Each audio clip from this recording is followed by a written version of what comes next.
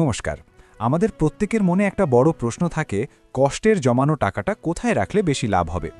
ব্যাংকের fixed deposit বা এফডিতে, নাকি শেয়ার বাজারে? একদিকে আছে নিরাপত্তার নিশ্চয়তা, আর অন্যদিকে আছে আকাশ ছোঁয়া লাভের হাতছানি।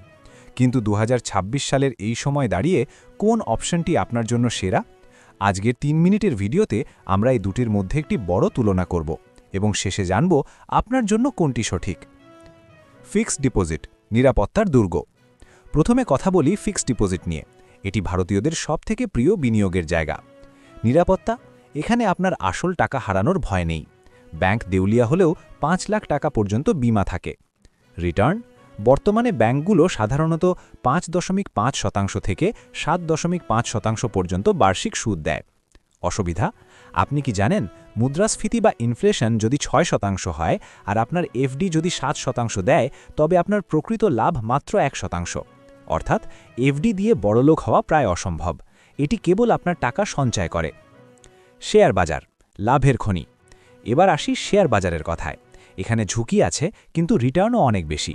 রিটার্ন, ভালো কোম্পানিতে বা ইন্ডেক্স ফান্ডে টাকা রাখলে দীর্ঘমেয়াদে ১২% থেকে ১৫%, এমনকি তারও বেশি রিটার্ন পাওয়া সম্ভব। পাওয়ার অফ কম্পাউন্ডিং, শেয়ার বাজারে চক্রবৃদ্ধির হারের কারণে আপনার টাকা কয়েক বছরে দ্বিগুণ বা ৩ গুণ হতে পারে। ঝুঁকি, বাজারের ওঠানামার কারণে আপনার ইনভেস্টমেন্ট সাময়িকভাবে কমে যেতে পারে, তাই এখানে ধৈর্যের খুব প্রয়োজন। বড় পার্থক্য, ট্যাক্স এবং লিকুইডিটি। এখানেই আসল খেলা। ট্যাক্স, এফডির সুদের ওপর আপনার ইনকাম ট্যাক্স স্ল্যাব অনুযায়ী কর দিতে হয়, কিন্তু শেয়ার বাজারে ১ বছরের বেশি টাকা রাখলে এলটিসিজি মাত্র ১০% বা ১২.৫% ট্যাক্স দিতে হয়, ১,২৫,০০০-এর উপর। মুদ্রাস্ফীতি জয়, শেয়ার বাজার মুদ্রাস্ফীতিকে হারিয়ে আপনার টাকা বাড়াতে পারে, যা এফডি করতে পারে না। তাহলে বিজয়ীকে?